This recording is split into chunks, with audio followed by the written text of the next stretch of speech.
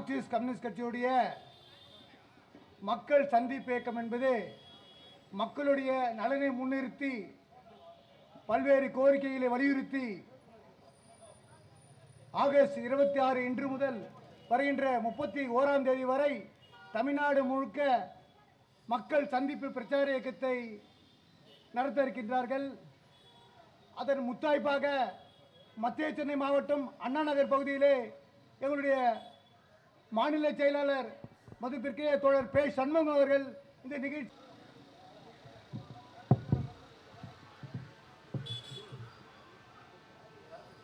Marxist communist கட்சியின் சார்பில் நடைபெறுகிற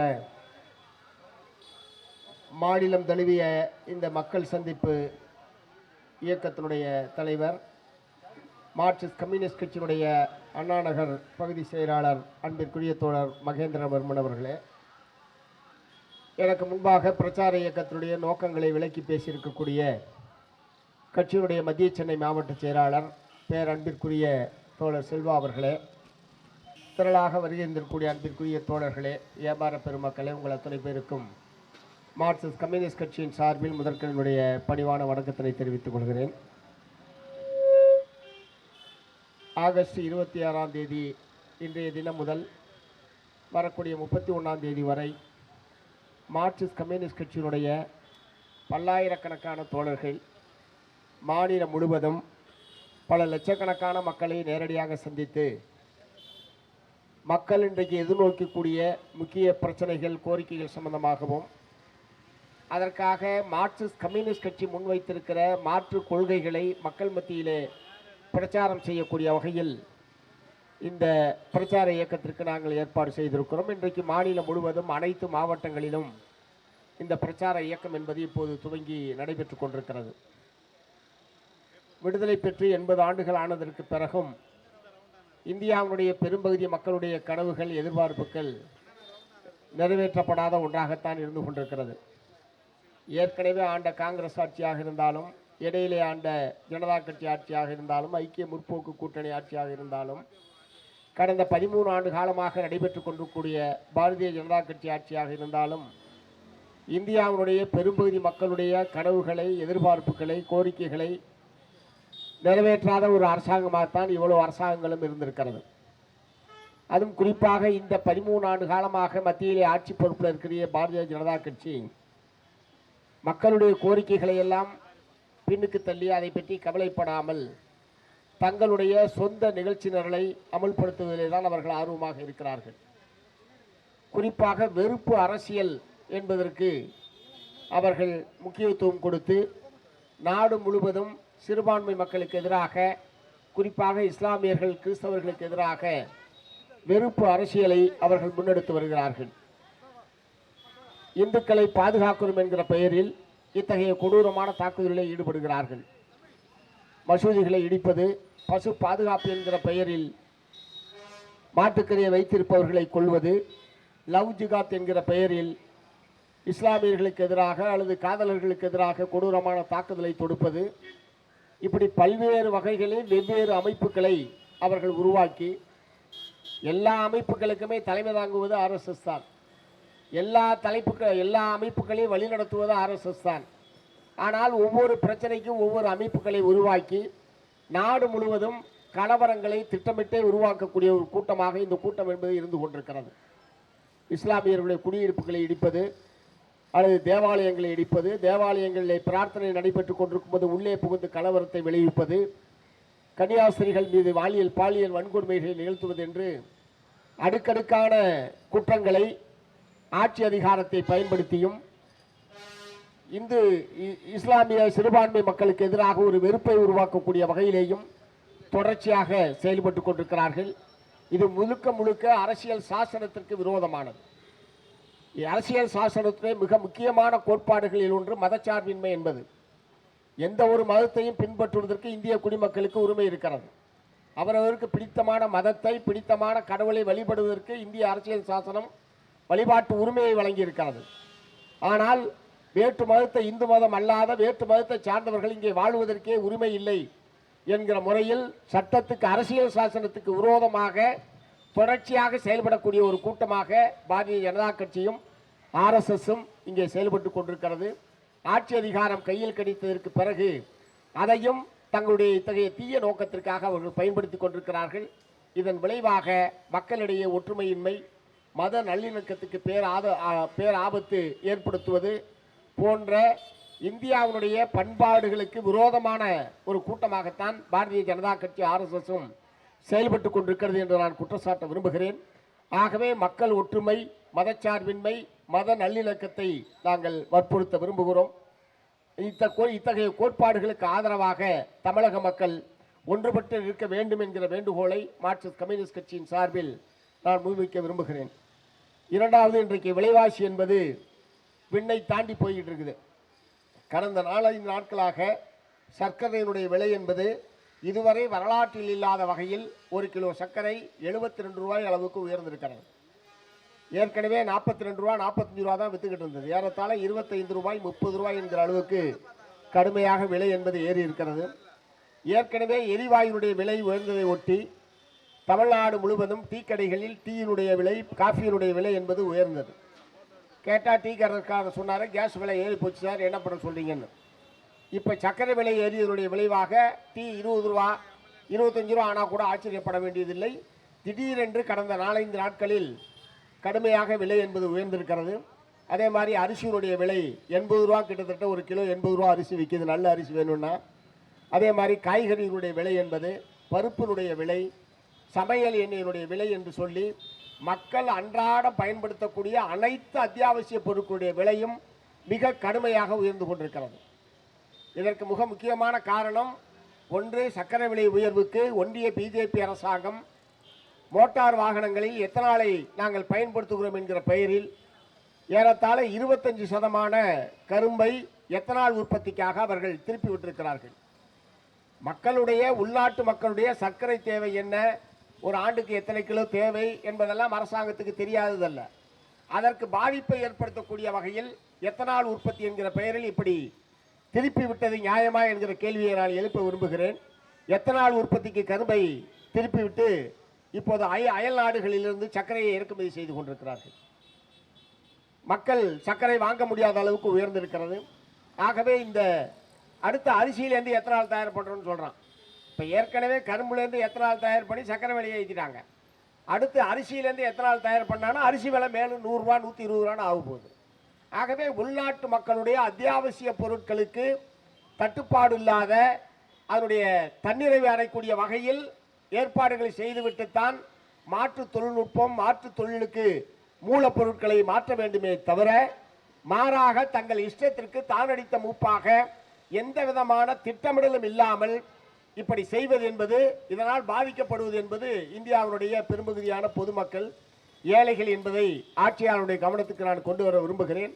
ஆகவே விலைவாசி உயர்வை கட்டுப்படுத்துவதற்கும் அத்தியாவசிய பொருட்கள் குறைந்த விலையில் மக்களுக்கு கிடைப்பதற்குமான நடவடிக்கைகளை மேற்கொள்ள வேண்டும்.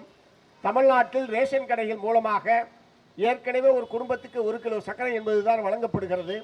இப்போது சர்க்கரை விலை கடுமையாக உயர்ந்திருக்கிற நிலையில் வெளிச்சந்தையில் மக்களால் 72 ரூபாய் 75 ரூபா கொடுத்து நிச்சயமாக சர்க்கரையை வாங்க முடியாது. ஆகவே ரேஷன் கடைகள் மூலமாக கூடுதலான சர்க்கரையை தமிழ்நாடு அரசாங்கம் வழங்குவதன் மூலமாக ஒரு தற்காலிகமான நிவாரண நடவடிக்கையாக இந்த அறிவிப்பை தமிழ்நாடு அரசு வெளியிட வேண்டும் என்றும், மக்களுக்கு தேவையான அளவுக்கு சர்க்கரை, ஏன்னா இனிமே இப்போ ஆயுத பூஜை, சரஸ்வதி பூஜை என்பது வரை இருக்கிறது.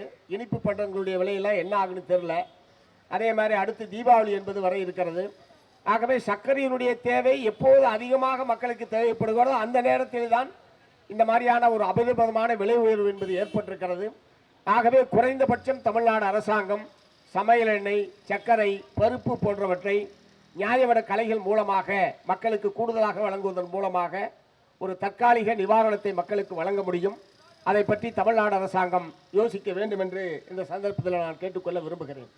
அதே மாதிரி இன்றைக்கு தமிழ்நாட்டிலே மக்கள் சந்திக்கக்கூடிய அல்லது இந்தியா முழுவதும் சந்திக்கக்கூடிய மிக முக்கியமான பிரச்சனை என்பது வேலையின்மை. ஒரு நிரந்தரமான பாதுகாப்பான வேலை என்பது அநேகமாக இல்லை என்பதை நோக்கித்தான் நாடு சென்று கொண்டிருக்கிறது. நவீன தாராளமய கொள்கை நடைமுறைக்கு வந்ததற்கு பிறகு நிரந்தரமான வேலை வாய்ப்பு என்பது அத்திப்பூத்தார் போல் தான் நடக்கிறது. எப்பயாவது டிஎன்பிஎஸ்சி மூலமாக சில 100 பேர் வேலைக்கு ஆள் எடுக்கப்படுகிறார்கள். பெரும்பாலானவர்கள் ஒப்பந்தம், வெளிமுகமை என்கிற முறையிலே தான் பெரும்பாலான வேலைவாய்ப்பு என்பதுதான் இன்றைக்கு தமிழ்நாட்டில் ஏற்பட்டிருக்கிற நிலைமை. அது அரசாங்கமாக இருந்தாலும் சரி, பொதுத்துறை நிறுவனங்களாக இருந்தாலும் சரி, அல்லது தனியார் நிறுவனங்களாக இருந்தாலும் சரி, நிரந்தர பணியாளர்கள், நிரந்தர அலுவலர்கள், நிரந்தர பணி என்பது பொய்யாய் கனவாய் போய்விடுமோ என்கிற அளவுக்கு நிலைமை ரொம்பவும் மோசமாக போய்கொண்டிருக்கிறது. இப்போது கூட தமிழ்நாடு அரசாங்கத்தினுடைய பட்ஜெட் என்பது சமர்ப்பிக்கப்பட்டு இப்போது மானிய கோரிக்கை விவாதம் என்பது நடைபெற்றுக் கொண்டிருக்கிறது. இந்த பட்ஜெட்டிலேயும் தமிழ்நாடு அரசில் காலியாக உள்ள காலி பணியிடங்களை நிரப்புவது சம்பந்தமாக எந்த விதமான அறிவிப்பையும் தமிழ்நாடு அரசாங்கம் வெளியிடவில்லை. இத்தனைக்கும் பெரும்பகுதியான தமிழ்நாட்டு இளைஞர்கள் தாவேகாவுக்கு ஆதரவாக வாக்களித்திருக்கிறார்கள். தாவேகா கட்சியினுடைய ஆதரவாளர்களாக அவர்கள் இருக்கிறார்கள். ஆனால் தமிழ்நாட்டு இளைஞர்களுக்கு வேலை வாய்ப்பை வழங்கக்கூடிய வகையில் ஏற்கனவே காலியாக இருக்கிற ஏறத்தாழ 3 லட்சம் பணியிடங்கள் அரசு துறைகளில் மட்டும் காலியாக இருக்கிறது.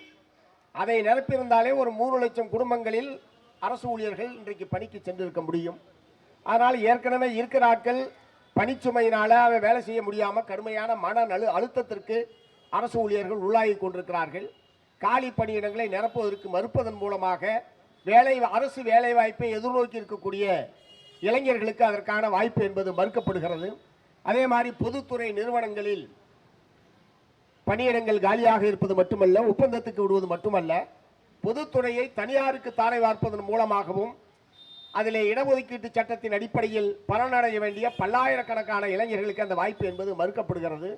இப்படி சாதாரண மக்களுக்கு எதிரான பொருளாதார கொள்கையை ஒன்றிய அரசாங்கம் கடைபிடிக்கிற காரணத்தினாலும் மாநில அரசாங்கங்கள் இத்தகைய காலி பணியிடங்கள் நிரப்புவது என்கிற குறைஞ்சபட்ச நடவடிக்கை அதை கூட அவர்கள் செய்ய மறுப்பதனுடைய விளைவாக வேலையின்மை என்பது ஒரு தீர்க்க முடியாத ஒரு பிரச்சனையை போல இன்றைக்கு பூதாகரமாக உருவெடுத்திருக்கிறது. 8000க்கும் 10,000க்கும் ஏராளமான இளைஞர்கள் கிடைக்கிற வேலையை செய்யக்கூடிய அவல நிலைக்கு உள்ளாகி இருக்கிறார்கள். நாங்கள் மாதத்திற்கு குறைந்தபட்சம் 26,000 ரூபாய் மாத ஊதியமாக தீர்மானிக்க வேண்டும் என்கிற கோரிக்கையை நாடு முழுவதும் வற்புறுத்தி வருகிறோம். ஆனால் பிஇ படித்தவர்கள் உட்பட 10,000க்கும் 12,000க்கும் வேலைக்கு செல்கிறார்கள். கட்டுமான தொழிலாளியை விட படித்த பொறியியல் படித்தவர்களுக்கு ஊதியம் குறைவு என்கிற அளவுக்கு நிலைமை என்பது ரொம்பவும் மோசமாகி கொண்டிருக்கிறது. முறைசாரா தொழிலாளிகளுக்கு முறையாக வேலையே இல்லை. மாதம் முழுவதும் வேலை என்பது கிடைப்பதற்கான உத்தரவாதம் என்பது இல்லை. மாசத்தில் 10 நாள் 5 அவல நிலை என்பதுதான் இருக்கிறது.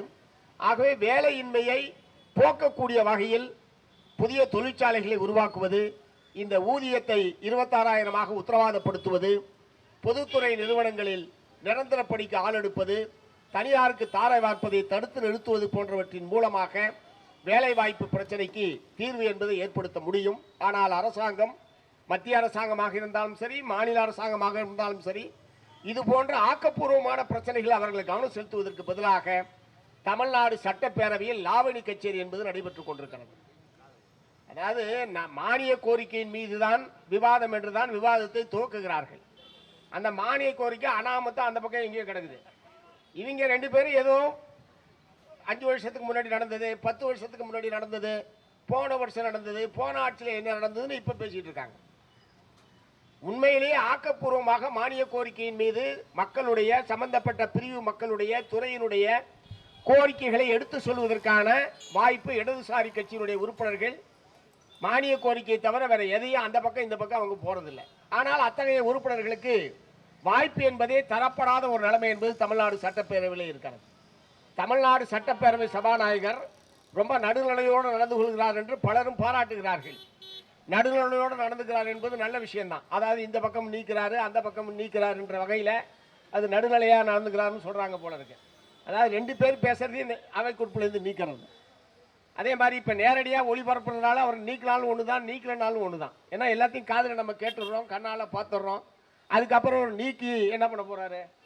இப்போ ஏற்கனவே என்ன நடந்ததுன்னு நமக்கு தெரியாது. அவை குறிப்பிலேருந்து நீக்கிட்டேன்னு சொன்னால் என்ன நீக்கிறான்னு கூட நமக்கு தெரியாது.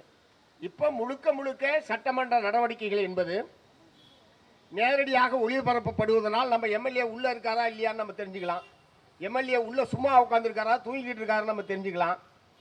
எம்எல்ஏ நம்ம தொகுதி பிரச்சனை ஏதாவது பேசினாரா இல்லையா, பேசாமையே பேசுறதா சொல்கிறாரான்றதெல்லாம் இப்போ நேரடியாகவே மக்கள் அறிந்து கொள்வதற்கான ஒரு நல்ல வாய்ப்பு அது. ஆகவே நேரடி ஒளிபரப்பு என்பதை மார்க்சிஸ்ட் கம்யூனிஸ்ட் கட்சி வரவேற்கிறது.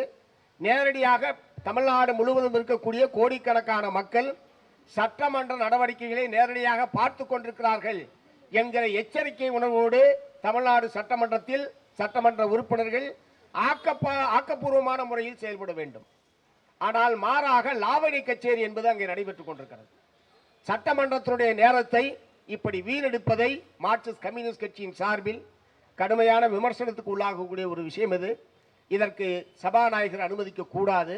இரண்டாவது, அந்தந்த கட்சியினுடைய தலைவர்களும் சட்டமன்றத்திற்கு உள்ளே இருக்கக்கூடிய சட்டமன்ற கட்சியினுடைய தலைவர்களும் தங்களுடைய சட்டமன்ற உறுப்பினர்கள் சட்டமன்றத்தை எதற்காக சட்டமன்றத்தில் வந்திருக்கிறோமோ மக்களுடைய பிரச்சனைகளை பேசுவது, புதிய சட்டங்களை ஏற்றுவது, சட்டங்களின் மீது தங்களுடைய ஆக்கப்பூர்வமான விமர்சனங்களை வைப்பது என்பதற்கு பதிலாக தேவையற்ற பிரச்சனைகளை எழுப்பி கூச்சலை ஏற்படுத்துவது, சவால் விடுவது, ஏதோ குழாயடி சண்டையை போல தெருச்சண்டையை போல அங்கே ஒரு சூழ்நிலை உருவாக்குவது போன்ற நடவடிக்கைகளை தமிழ்நாட்டு மக்கள் ரசிக்க மாட்டார்கள்.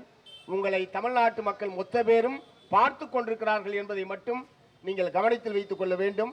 ஆகவே தமிழ்நாடு சட்டமன்ற சமீபத்தில் கூட நம்முடைய எதிர்க்கட்சி தலைவர் அவர்கள் இந்த நேரலை ஒளிபரப்பு தேவையா என்கிற முறையில் அவர் ஒரு பிரச்சனையை எழுப்பியிருந்தார். நேரலை ஒளிபரப்பு கட்டாயம் தேவை. நேரடி ஒளிபரப்பு இருக்கும் போதே இப்படி தான் அந்த சட்டமன்றம் நடக்குதுன்னா, நேரடி ஒளிபரப்பு இல்லைன்னு வச்சுங்க, அது என்ன நடக்குதுன்னா யாருக்குமே தெரியாது. அது அவங்களுக்குள்ள சட்டமன்றத்துக்கு உள்ளே இருக்கக்கூடிய 234 பேர் சம்பந்தப்பட்ட ஒரு பிரச்சனையாக இருக்குமே தவிர தமிழ்நாட்டு மக்களுக்கு பத்திரிகையாளர்கள் அல்லது சபாநாயகர் எதை அனுமதிக்கிறாரோ அதை மட்டும்தான் தெரிந்து கொள்ளக்கூடிய ஒரு நிலைமை என்பது ஏற்படும். ஆகவே அத்தகைய ஒரு நிலைமைக்கு பதிலாக இந்த நேரடி ஒளிபரப்பு என்பது தொடர்ந்து நடைபெற வேண்டும். அது சபையை ஒழுங்குபடுத்துவதற்கும் சட்டமன்ற உறுப்பினர்கள் எப்படி செயல்படுகிறார்கள் என்பதை மக்கள் அறிந்து கொள்வதற்குமான ஒரு நல்ல வாய்ப்பாக அமையும். அதே மாதிரி அனைவருக்கும் சமமான வாய்ப்பு என்பது வழங்கப்பட வேண்டும்.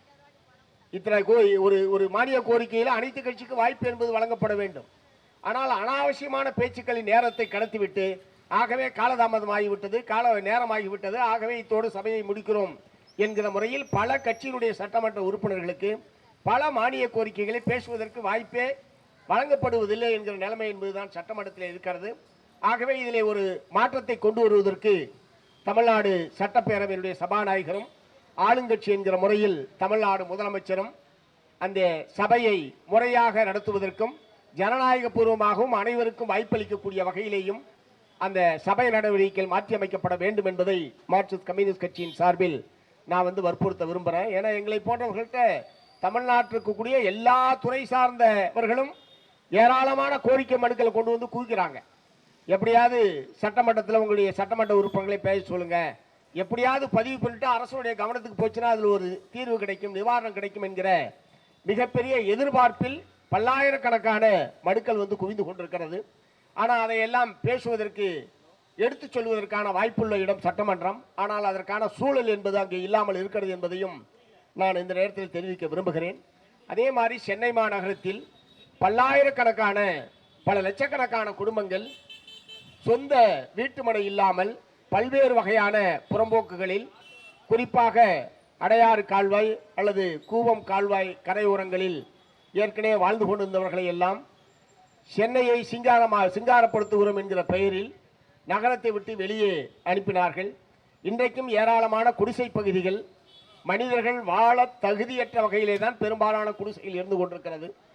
அந்த மக்களுக்கெல்லாம் ஒரு சொந்தமாக வீட்டு மனையையும் வாழ்வதற்கு ஏற்ற ஒரு வீட்டையும் வழங்குவதற்கு தமிழ்நாடு அரசாங்கம் முன்வர வேண்டும். இந்த கோரிக்கையை நாங்கள் எல்லா ஆட்சி காலத்திலும் முன்வைத்திருக்கிறோம். திமுக ஆட்சி காலத்திலும் வச்சிருக்கிறோம், அதிமுக ஆட்சி காலத்திலும் வச்சிருக்கிறோம். ஏன்னா 1949ஆம் ஆண்டிலிருந்து தமிழ்நாட்டில் இலவச வீட்டுமனை பட்டா வழங்கக்கூடிய திட்டம் என்பது அமுல்ல இருக்கு. 1949 சுதந்திரம் வாங்கினதுலேருந்து இவ்வளவு காலத்துக்கு ஆனதற்கு பிறகும் இன்னமும் அது ஒரு முற்றிலும் தீர்வு காணப்படாத ஒரு பிரச்சனையாகத்தான் இருந்து கொண்டிருக்கிறது. சென்னை மாநகரத்தில் மட்டும் ஏறத்தாழ ஒரு 25 லட்சம் குடும்பங்கள் அந்த மாதிரி இருப்பதற்கான ஏராளமான சுடுகாட்டில் கூட மனுஷன் குடியிருக்கிறான். நீங்க பார்த்துருப்பீங்க, சென்னையில் சுடுகாட்டிலே கூட மனிதர்கள் குடும்பத்தோடு வாழ்ந்து கொண்டிருக்கக்கூடிய ஒரு அவல நிலைமை என்பது இருக்கிறது. ஆகவே இந்த மக்களுக்கெல்லாம் சொந்த குடிமனையும் ஒரு வீட்டையும் கட்டித்தருவதற்கு தமிழ்நாடு அரசாங்கம் முன்வர வேண்டும். அதற்கான உதவிகளை மத்திய அரசாங்கமும் நிதி உதவி உள்ளிட்ட விஷயங்களை அவர்கள் செய்ய வேண்டும். இந்த பிரச்சனையை தீர்க்க முடியாத பிரச்சனையெல்லாம் கிடையாது. தோழர் செல்வா அவர்கள் சொன்னதைப் போல சில பேர் ஏக்கர் கணக்கில் வளைத்து பங்களாக்கள் கட்டுவதும், சாதாரண ஏழை எளிய மக்கள் ஒரு சென்ட் இடம் கூட இல்லாமல் வாடகை வீட்டிலேயும் அல்லது நான் சொன்ன மாதிரி சாலையோரம் சாக்கடை ஓரங்களில் வாழுகிற ஒரு அவல நிலைமைக்கு முடிவு கட்டியாக வேண்டும். அந்த மக்கள் எல்லாம் சேர்ந்ததுதான் சென்னைக்கு அழகு. ஏழைகளை எல்லாம் வெளியேற்றிவிட்டு குடிசை வாழ் மக்களை எல்லாம் சென்னையிலிருந்து அப்புறப்படுத்துவதன் மூலமாக சென்னையை அழகுபடுத்த முடியாது. அப்படி பண்ணீங்கன்னா சென்னை நாரி போயிடும். இந்த மக்கள் தான் சென்னையை சுத்தப்படுத்தி கொண்டிருக்கிறார்கள். இந்த மக்கள் தான் சென்னை வாழ் மக்களுடைய உடல் உழைப்பை வழங்கி கொண்டிருக்கிறார்கள். இந்த மக்களை பூரா சென்னையை விட்டு வெளியே அனுப்பிச்சிட்டிங்கன்னா எங்கே இருந்த ஆளை கொண்டு வந்து நீங்கள் இதெல்லாம் செய்ய போகிறீங்க? இப்போ தூய்மை பணியாளர்களுடைய போராட்டம் ஒரு வார காலத்திற்கு மேலாக நடைபெற்று கொண்டிருக்கிறது. ஏற்கனவே திராவிட முன்னேற்ற கழகத்தினுடைய ஆட்சி காலத்தில் தங்களை பணி நிரந்தரம் செய்ய வேண்டும் என்று சொல்லி சென்னை மாநகராட்சியுடைய தூய்மை பணியாளர்கள் ஒரு 10-15 நாட்கள் போராட்டத்தை நடத்தி பிறகு எங்களை போன்றவர்களெல்லாம் தலையிட்டு ஒரு பேச்சுவார்த்தை நடத்தி ஒரு தற்காலிகமான தீர்வு என்பது ஏற்படுத்தப்பட்டது. ஆனால் இப்போது தங்களை பணி நிரந்தரம் செய்ய வேண்டும் என்கிற கோரிக்கையை முன்வைத்து தூய்மை பணியாளர்கள் தொடர்ச்சியான போராட்டத்தில் ஈடுபட்டிருக்கிறார்கள். அவர்களோடு பேசி பிரச்சனைக்கு சுமூகமான முறையில் தீர்வு காணுவதற்கு பதிலாக போராட்டத்தை எப்படி தடுப்பது, போராட்டத்தை எப்படி ஒடுக்குவது, போராட்டத்தில் ஈடுபடுபவர்கள் மீது காவல்துறையை ஏவி எப்படி ஒடுக்குவது என்கிற முறையிலே தான் அரசாங்கத்துடைய அணுகுமுறை என்பது இருந்து கொண்டிருக்கிறது. இது நல்ல அணுகுமுறை கிடையாது. இது பிரச்சனையை தீர்ப்பதற்கும் உதவி செய்யாது. குப்பை நிரந்தரம் என்றால் அதை சுத்தப்படுத்துகிற தொழிலாளி நிரந்தரமாக இருக்கணுமா வேணாமா? குப்பை டெம்பரவரியாக இருந்தால் அவங்களையும் நீ டெம்பரவரியாக வச்சுக்க. ரெண்டாவது, தனியார் கம்பெனிகளுக்கு நீங்கள் ஒப்படைக்கிறீங்க. தனியார் லாபம் இல்லாமையா அந்த கான்ட்ராக்டரை எடுப்பான்? எந்த தனியாராக இருக்கட்டும், எந்த ஒப்பந்த தொழிலாளி ஒப்பந்தத்தை மேற்கொள்றவனாக இருக்கட்டும், அதிலிருந்து அவர்கள் எவ்வளவு லாபம் பெற முடியும் என்கிற முறையில் தான் அந்த தொழிலை அவர்கள் ஒப்பந்தத்திலே மேற்கொள்கிறார்களே தவிர அவன் சொந்த பணத்தை போட்டு இந்த ஒப்பந்தத்தை ஒன்றும் நடைமுறைப்படுத்த போறதில்லை. அப்படின்னா லாபத்துக்காக தனியாரால் நடத்த முடியும் என்று சொன்னால் ஏன் அரசாங்கம் அந்த தொழிலாளிகளை நிரந்தரமாக வைத்துக் கொள்ளக்கூடாது? தமிழ்நாடு முழுவதும், நான் சென்னை மாநகரத்துக்காக மட்டும் சொல்லவில்லை, தமிழ்நாடு முழுவதுமே தூய்மை பணியாளர்கள் நிரந்தரப்படுத்தப்பட வேண்டும். அதற்குரிய அது இருக்கிறதிலேயே அடுக்கப்பட்ட மூட்டையில் அடிமூட்டையாக இருக்கக்கூடியவர்களாக அவர்கள் தான் இருக்கிறார்கள். பெரும்பகுதி பட்டியல் சாதி மக்கள் அந்த பணியிலே இருக்கிறார்கள். பழங்குடி இனத்தை சார்ந்த ஒரு பல பிரிவினர் அதில் இருக்கிறார்கள். ஆகவே பட்டியல் சாதி பழங்குடி மக்கள் தான் அதிகமாக இந்த பணியில் ஈடுபட்டிருக்கிறார்கள் என்கிற முறையில் தமிழ்நாடு முழுவதும் இருக்கக்கூடிய தூய்மை பணியாளர்களை நிரந்தரப்படுத்துவதற்கு, அதிகமான ஊதியம் வழங்குவதற்கு, இருக்கிறதே வேற யாராலும் செய்ய முடியாத வேலையை அவர்கள் செய்து கொண்டிருக்கிறார்கள். அப்படின்னா இருக்கிறதே அதிகமான ஊதியம் அவர்களுக்கு தான் வழங்கப்பட வேண்டும். அப்படி ஒரு புரட்சிகரமான முடிவை நீங்க எடுங்க, தமிழ்நாடே உங்களை வாழ்த்தும். ஏன் இதில் இப்படி பிடிவாதமான முறையில் அரசாங்கம் அந்த போராட்டத்தை நீடிக்கக்கூடிய வகையில் அரசுடைய அணுகுமுறை என்பது இருக்கக்கூடாது. உடனடியாக இந்த போராட்டத்தை முடிவுக்கு கொண்டு வரக்கூடிய வகையில் தூய்மை பணியாளர்களுடைய அழைத்து பேசி நிரந்தரப்படுத்துவதற்கான, ஒரே நேரத்தில் எல்லோரையும் நிரந்தரப்படுத்த முடியவில்லை என்றாலும் படிப்படியாக எப்படி நிரந்தரப்படுத்துவது, இந்த வருஷத்தில் இத்தனை மாசத்துல இவ்வளவு பேர்த்த பணி நிரந்தரப்படுத்துறோம், அடுத்த 6 மாதத்தில் இவ்வளவு பேரை பணி நிரந்தரப்படுத்துகிறோம் என்கிற முறையில் ஏதாவது ஒரு சுமூகமான முறையில் தீர்வு காணுவதற்கான ஆலோசனையை, முடிவையும் தமிழ்நாடு அரசாங்கம் மேற்கொள்ள வேண்டும் என்பதை இந்த சந்தர்ப்பத்தில் நான் வற்புறுத்த விரும்புகிறேன். இப்படி சமூகத்தினுடைய சகல பகுதி மக்களுடைய பிரச்சனைகளையும் முன்வைத்துத்தான் தமிழ்நாடு முழுவதும் இந்த பிரச்சார இயக்கத்தை நாங்கள் மேற்கொண்டிருக்கிறோம். பிரச்சாரத்தினுடைய நிறைவாக தமிழ்நாட்டிலே நூற்றுக்கணக்கான பொதுக்கூட்டங்கள் என்பதும் ஆங்காங்கே நடைபெற இருக்கிறது. இதனுடைய அடுத்த கட்டமாக இப்போது நாங்கள் செல்லுகிற போது, மக்களை சந்திக்கிற போது ஏராளமான உள்ளூர் பிரச்சனைகளை மக்கள் தெரிவிக்கிறார்கள். அந்த பிரச்சனைகள் மீதும் அடுத்த கட்டமாக உள்ளூர் அளவிலான போராட்டங்களை அக்டோபர் மாதம் முன்னெடுப்பது என்று நாங்கள் தீர்மானித்திருக்கிறோம். ஆகவே இந்த மக்களுக்காக நடைபெறுகிற இந்த மாபெரும் மக்கள் பிரச்சார இயக்கத்திற்கு தமிழ்நாடு மக்கள் பேராதரவு தர வேண்டும். எங்களுடைய மக்களுக்காக நடைபெறுகிற இந்த இயக்கத்தில் தங்களை இணைத்துக் கொள்ள வேண்டும் என்று மார்க்சிஸ்ட் கம்யூனிஸ்ட் கட்சியின் மாநில குழுவின் சார்பில் கேட்டு நிறைவு செய்கிறேன். வணக்கம். வகையிலே உங்களை சந்திக்க மார்க்சிஸ்ட் கம்யூனிஸ்ட் கட்சியின் மாநில செயலாளர் சண்முகம் அவர்கள் வந்து கொண்டிருக்கின்றார்.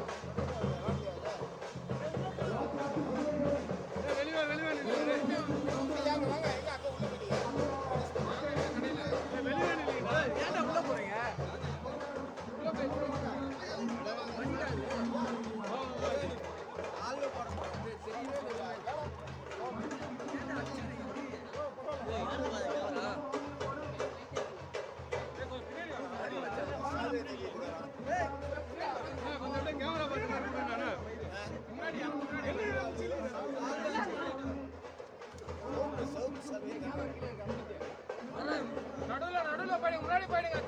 கேமரா பார்த்த மாதிரி. உள்ள போவாதீங்க.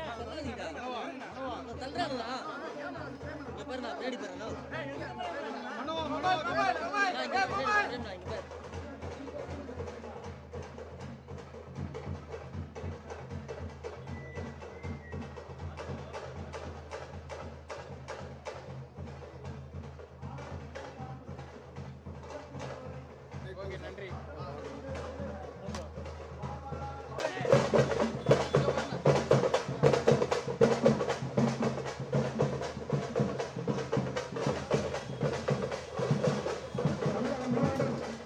மார்க்சிஸ்ட் கம்யூனிஸ்ட் கட்சி ஆகஸ்ட் 26 முதல் 26ஆம் தேதி வரை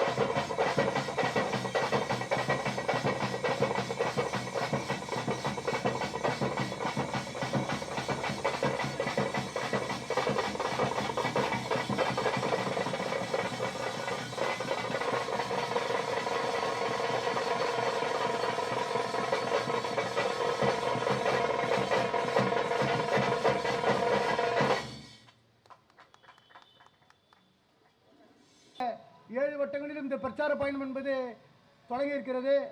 மத்திய சென்னை மாவட்டம் முழுக்க 38 வட்டங்களிலும் இந்த பிரச்சார பயணம் என்பது நடைபெறுகிறது. அதன் முத்தாய்ப்பாக முதல் இந்நிகழ்ச்சி நடைபெறுகிறது.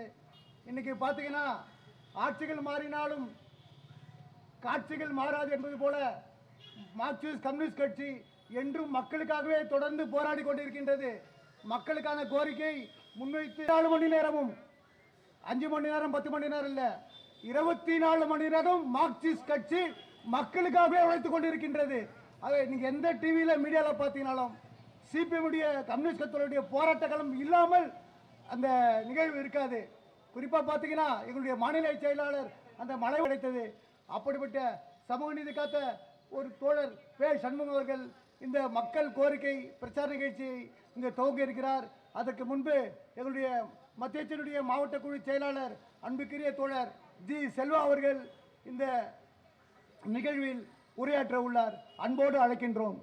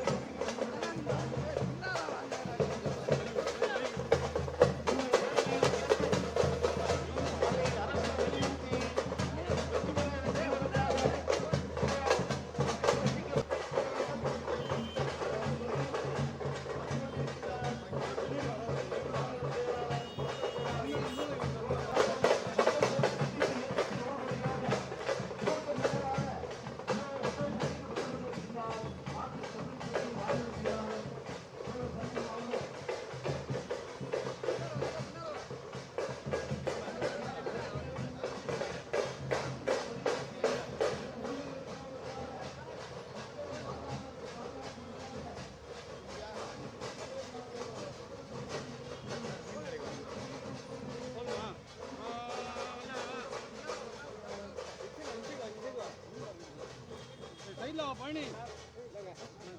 அண்ணா இப்படி வா இந்த பக்கம். அண்ணா கொஞ்சம் சைடுல வா அண்ணா. கீழே உட்காரியா? அண்ணா. அட ஐயா.